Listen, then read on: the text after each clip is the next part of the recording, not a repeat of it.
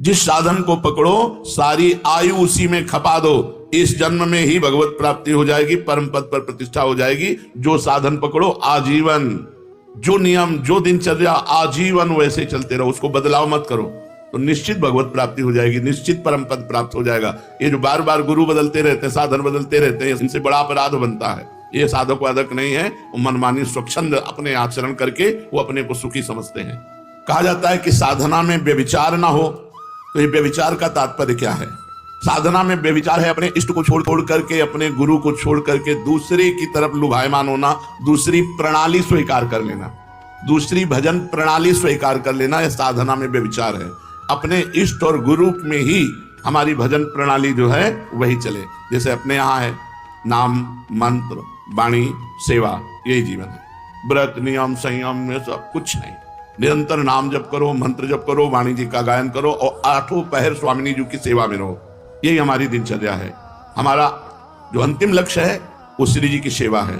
आठों पहर स्वामिनी जी की दासी भाव से सहचरी भाव से सेवा, तो अपनी प्रणाली में ही रहे, अन्य प्रणाली स्वीकार करना साधना में व्यभिचार है। विश्व में किसी भी उपासना का खंडन न करे और अपनी उपासना को सर्वश्रेष्ठ माने और अपनी उपासना को कभी बदले ना, ऐसा साधक अव्यभिचारी साधक कहा जाता है। और जो बार बार अपनी साधना को बदलता है वो व्यभिचारी साधक है, वो लक्ष्य को प्राप्त नहीं कर पाता। क्या साधना की जो हमें अनुभूति हो रही है उसे प्रकट करके किसी को बता देने में हानि होती है?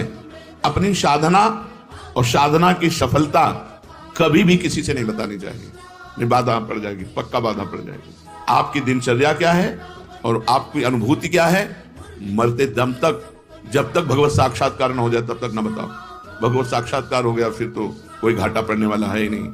साधन काल में साधक को अपनी साधना और साधना की अनुभूति कभी किसी को भी नहीं बतानी चाहिए। चाहे कितना कोई आत्मीय हो, घर का हो, प्रेमी हो, अपनी साधना की और अपने साधन की अनुभूति की बात कभी नहीं कहनी चाहिए। आप कई बजे उठते हो, आपकी क्या साधना है? 6 बजे ठाकुर जी उठा देते हो, जो करवा लेते हैं, क्या है फिर क्या है? तो जो जीवन भर साधना करता है, मृत्यु काल में उसके पूरे जीवन का टोटल लगाकर भगवत स्मरण दे दिया जाता है।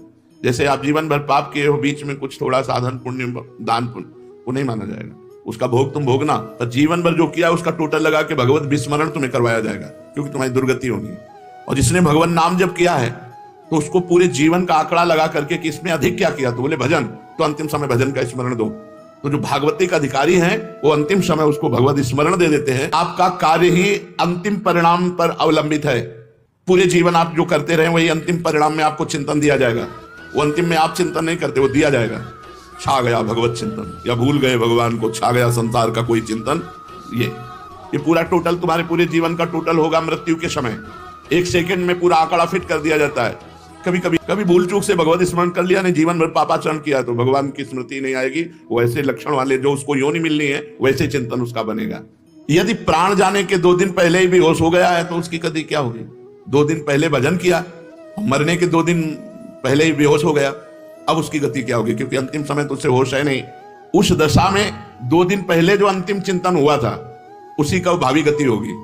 2 दिन बेहोश होने के पहले जो चिंतन हुआ था उसी से उसकी गति होगी, वही उसकी अंतिम चिंतन गति मानी जाएगी। इसलिए हर समय नाम जप करो, पता नहीं कौन सी श्वास आखिरी हो।